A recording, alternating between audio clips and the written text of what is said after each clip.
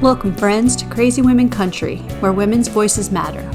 We bring you the greatest female voices in the music industry, from the artists, songwriters, and producers, to managers and executives, and all the women who make the music industry what it is today. Thank you for joining us.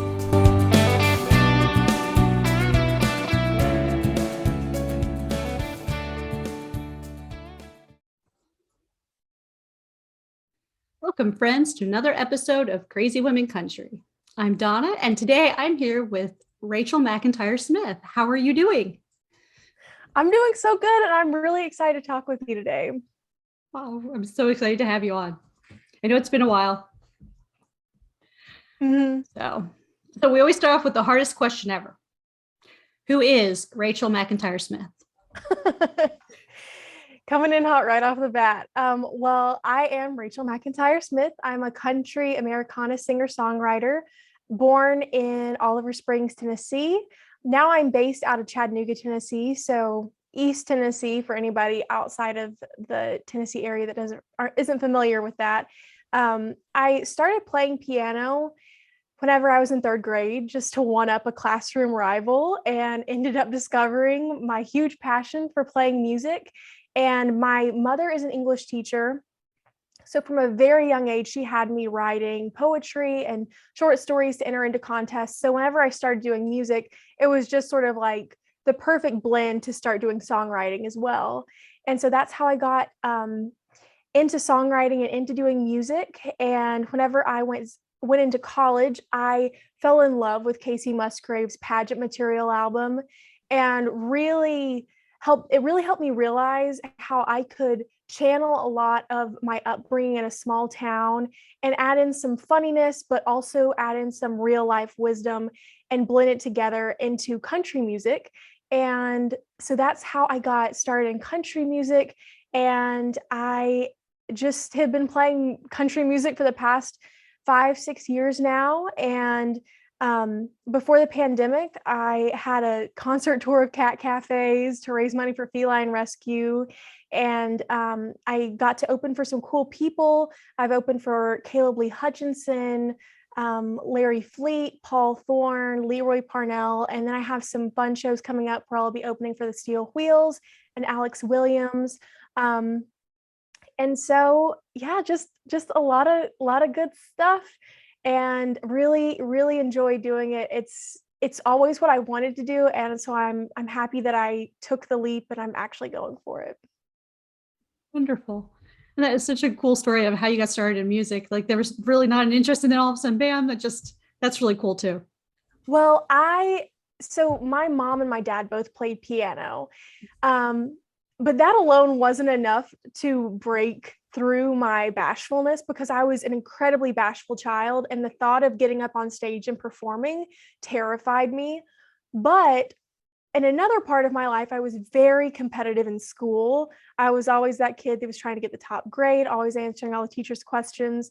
And the girl who really competed with me to go back and forth of getting the highest grade, winning the awards, she started taking piano lessons. And I was like, okay, if I'm going to ultimately like reign superior of third grade, I got to go sign up for piano lessons.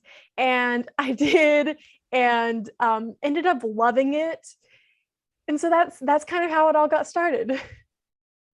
It's so cool. It really is. It's definitely unique. So speaking of music, in the last 5 years, you've had some great releases. Now, I know your most recent was a re-release of High School Reunion. You want to tell everyone about that song and kind of what that means to you?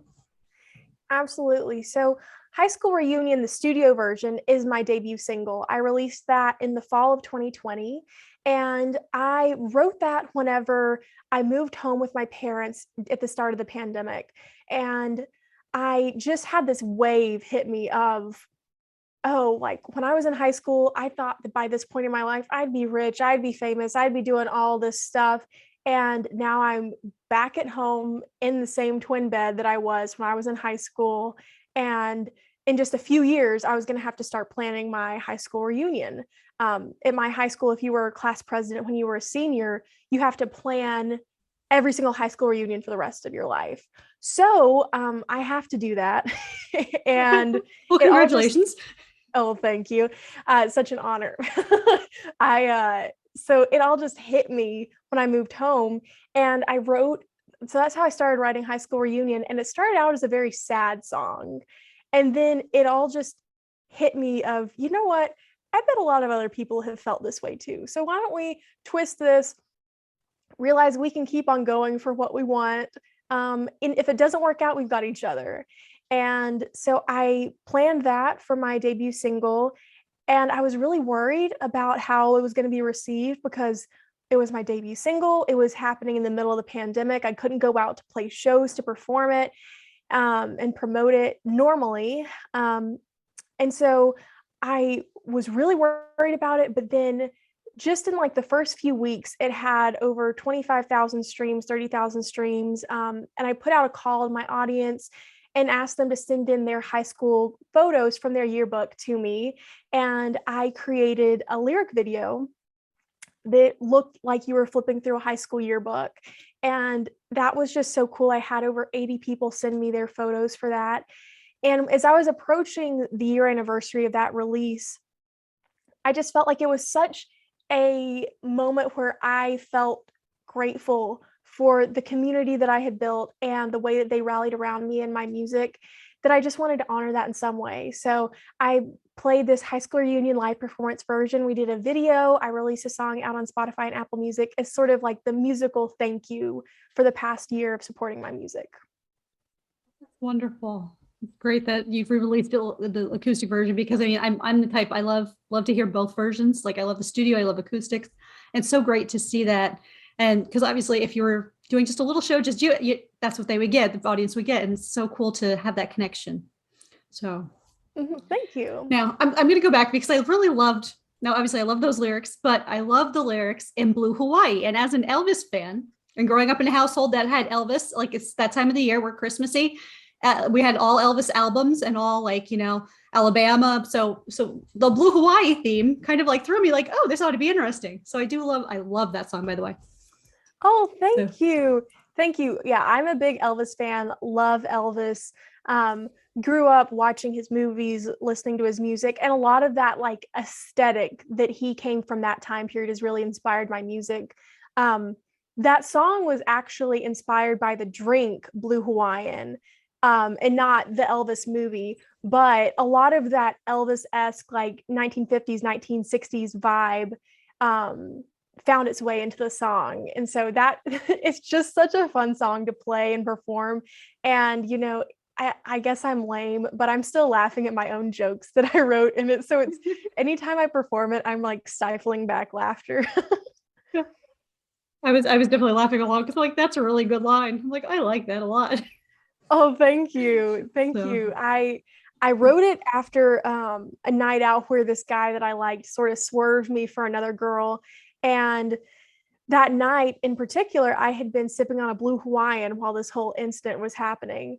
And so the next morning, I was talking to my friend and I just like offhandedly threw out the idea, since that all happened, like, and while I was drinking a Blue Hawaiian, I should just write a Hawaiian beach themed song called Blue Hawaii and just figure out all the ways to like roast him essentially. And I spent the whole day writing it. And by the end of the day, I wasn't even upset with that guy anymore because it was just so much fun writing the song. So I have like no ill will towards him whatsoever because I got that song out of it. Oh, that was wonderful. I love it. It's so great that I love when everyone uses their personal experiences to write songs and they have really good stories like that behind it. So thank you for sharing that with us. Thank you. Yeah, all of my songs are based off of at least a nugget of truth. You got to add some flair. You got to amp it up to make a good story for a song, but it's all at least based on some sort of truth.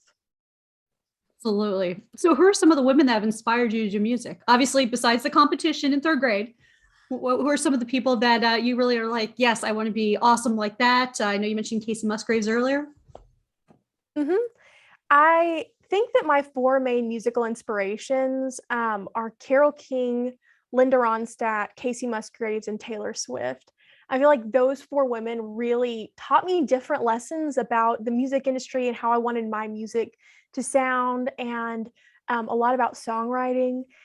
So if I hadn't listened to those four women, I have no idea what my music would be sounding like, or if I would even be making music, because they're just all so inspiring in different ways. Absolutely. Great choices. So are you ready for the fun? It's only 20 question segment right now. Okay, go for it. Okay. There's no right or wrong answer. Well, I say there's no right or wrong answers, but there could be. You never know. Okay. Oh, what was the last thing that you read? I'm currently reading the Harry Potter series in Spanish. So I'm on the Deathly Hollows. I'm reading that right now, the Harry Potter and the Deathly Hollows, but in Spanish. So do you find that like, no, I'm not obviously not total bilingual or anything like that. I try to like pick up some stuff, but do you find a huge difference in English to the Spanish, or do you think like predominantly the translation seems to be good? The translation is really on point. Um, there are a few things that crack me up here and there. But since it's such a like the biggest franchise in the world, I think that they really made sure that people in any language could get the same story. And fall in love with the same characters in the same way. So I've had that issue with some of less popular books, reading them and the translations between English and Spanish. And but so those have funnier differences, but I think that they took so much time to translate Spanish one so that it was like right on the money. Perfect. So hypothetically, if I need to hide a dead body, do you know a good place? Oh yeah, I'm from a very small town. There's a lot of mountains around, and also I grew up reading like Nancy Drew and watching all sorts of mystery shows. So I could definitely show you a place or two. Okay, so we won't get caught also. Good. Yeah. Well, what's the best concert you've been to? Oh my goodness, that is so difficult.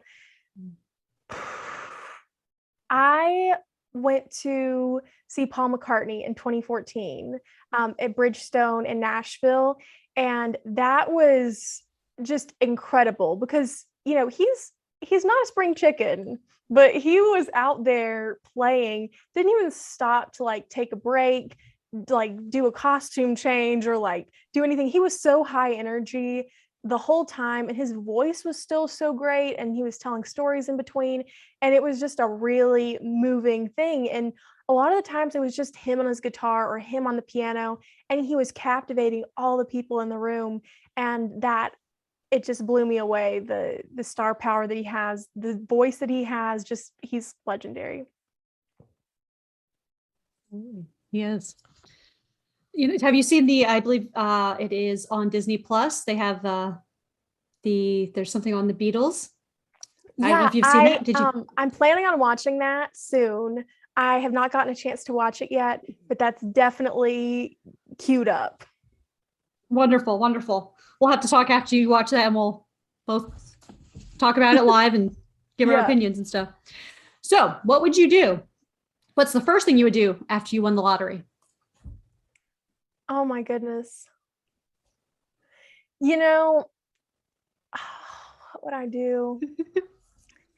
I would probably so this sounds like an answer that is not actually true, but I have thought about this. Like if I happened into some large sum of money, whenever I was in college, I would spend every summer living with a missionary in Nicaragua, and I would teach music lessons during the summer. And they do a really good house building program where they can build a house for a family out of in 5,000 with $5,000. They can build a whole house from the ground up.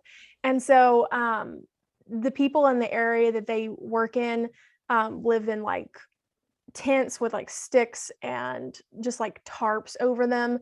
And so I would definitely send a lot of money that way so that they could build some more houses for those people down there. I know that that sounds like whatever. I would definitely buy some like shoes and earrings and a lot of things for myself as well, but a large chunk of it would go there. I love that. I think that's essential that everyone has housing at least, and basic necessities. Do you ever speak in song lyrics? All the time, all the time. I can't help it. And sometimes it drives my friends crazy, but I can't help it. Well, if you could add someone to Mount Rushmore, who would you add and why? Okay, I think that I would add Dolly Parton. Um, and I think that we could get some Okay. actual like bipartisan support about this. Like if someone throws it out there, she may be up on Mount Rushmore. It cracks me up like how they keep on putting bills up in the Tennessee House about like different Dolly Parton things, and they always pass like with flying colors. So yeah, I feel like Dolly Parton has done so much, not only in music but to help the people in her community back in East Tennessee. So yeah, Dolly Parton needs to be up there.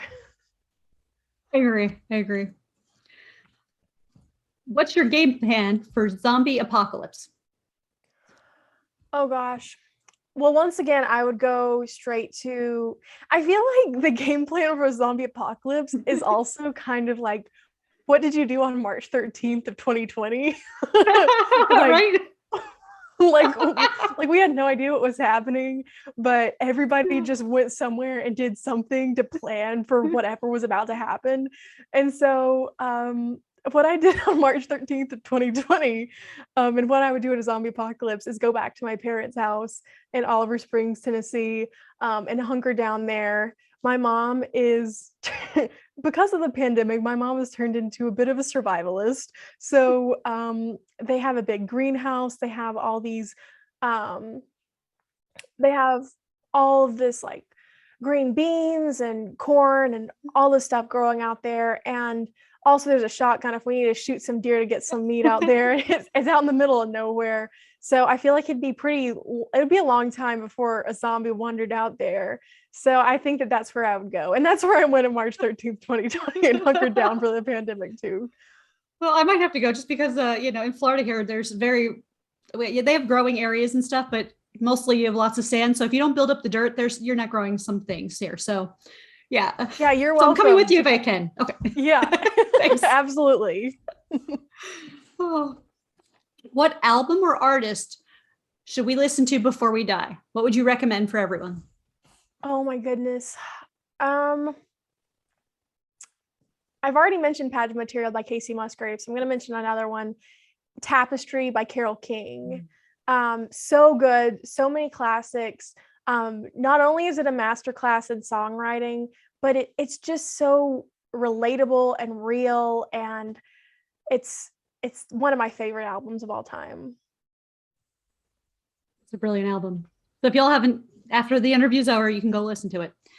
Who would play you in a movie about your life? Oh gosh. That is a difficult question. I guess it would, oh gosh, who would it be? I feel like maybe Debbie Ryan could do a pretty solid job. Um, who else? I guess I'll settle with Debbie Ryan. I think she could do a pretty good job. And she's got like the dark eyebrow, big cheek thing going on. So I think that they could make her look passingly like me. Oh, absolutely. So there's a very prolific question I have to ask. Where's Waldo? I have no idea. If you figure out, let me know. Oh, would you rather cook or order in? I used to say order in, but I have been cooking a lot recently, and I really like it.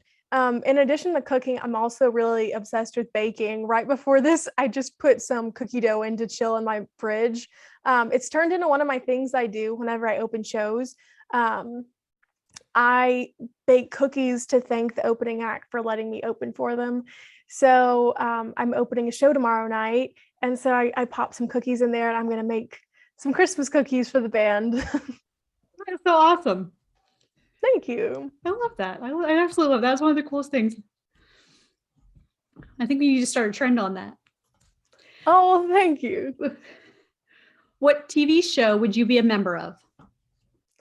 Oh my gosh, I'm obsessed with TV shows and TV comedies in general. In my living room that I'm looking at right now, I've got like my 6 top shows over there.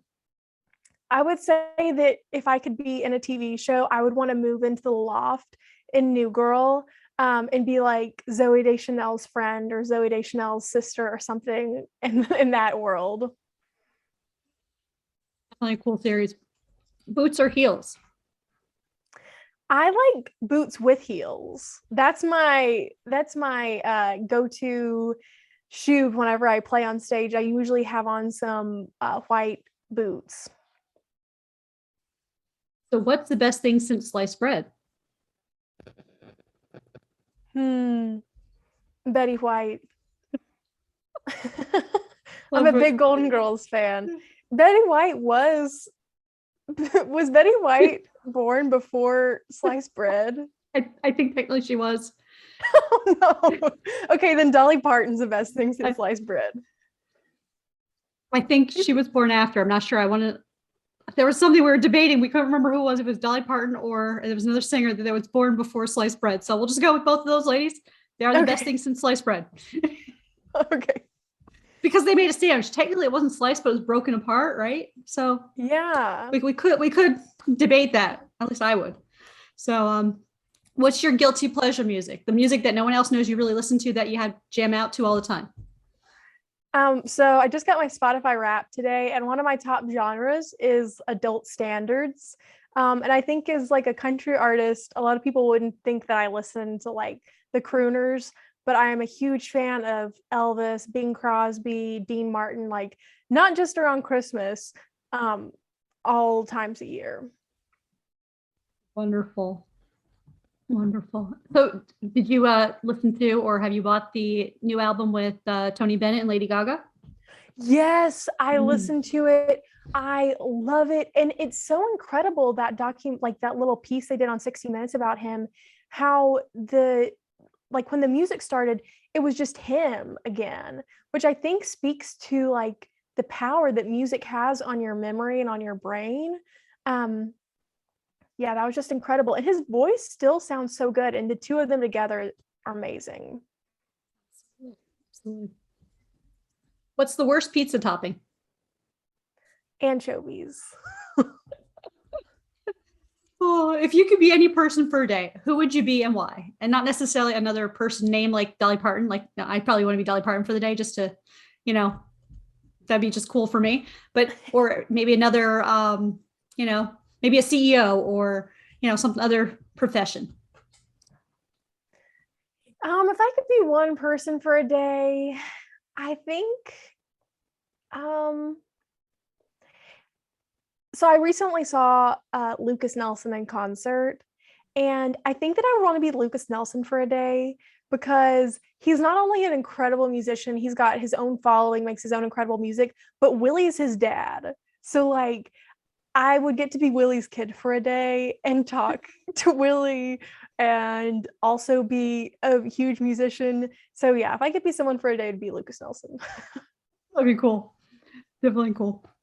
So if we had a song, what is our song? Die Fun, Casey Musgraves. Yeah. Perfect song. At what age did you become an adult? I don't think that I've become one yet.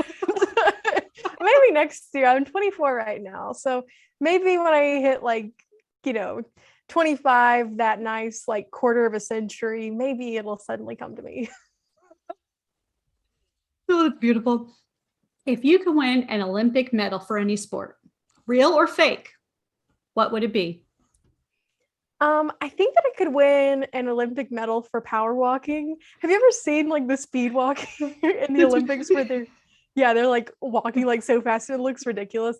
I think that I could win that because I am a big power walker, not like for exercise, but whenever I'm going from one place to another, I don't like to run and I like to get there as fast as possible. So whenever I'm at work, whenever I'm like behind stage at a show or something, I'm like power walking. Like people better watch out. So I think I could get a gold medal in that.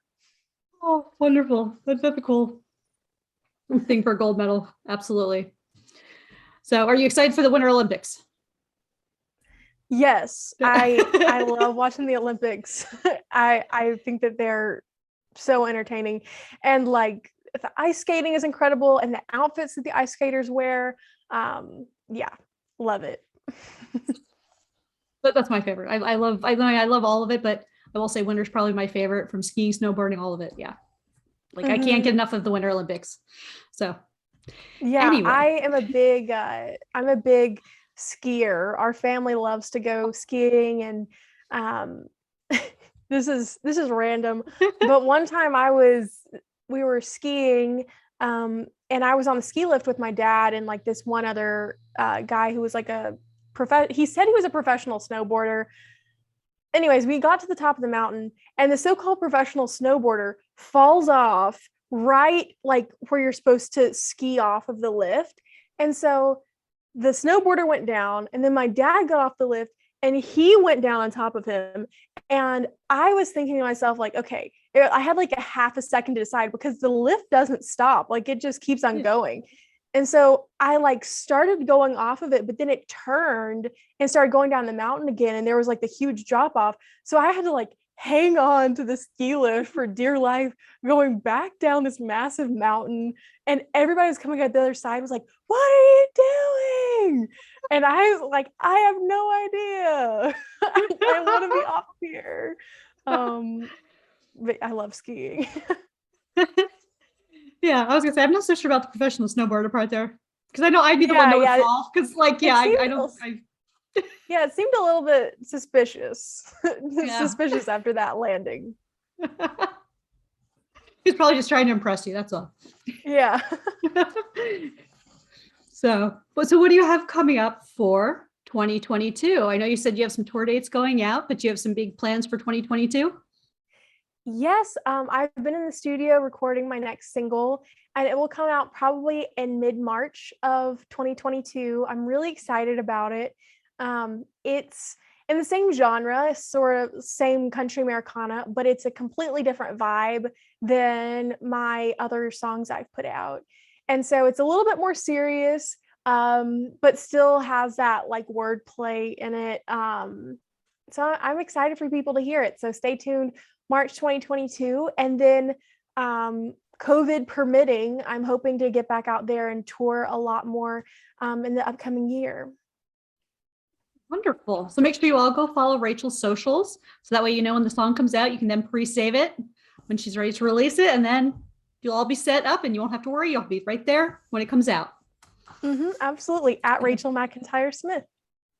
Exactly. And I know I'll be there because, frankly, I love your word plays. That's the one thing I'm listening to this and I'm like, these are really good. Like, they are much different than a lot of things I've heard lately. And in the industry itself, I'm like, this is really good. So I am a huge fan of your writing, just so you know. Thank you. Yeah, I think of myself as like a writer first, because like I said, my mom was an English teacher and a writer. And so if I sing her a song and she doesn't think a lyric is like up to snuff, she'll tell me straight up, like, this isn't your best work. So she's a tough critic. So if it passes my mom, then I know that it's good enough to perform out. Oh, that's great. You have the toughest and probably your biggest fan as well. Yeah, absolutely. Oh, well, it's been a pleasure having you, and thank you so much for joining me today. Oh, well, thank you so much for having me. I love this podcast and I love what you're doing to promote women in the industry. So thank you for having me on. And thank you for joining me. So I hope everyone has a wonderful day, and thank you all for joining us for another episode of Crazy Women Country. Have a great day.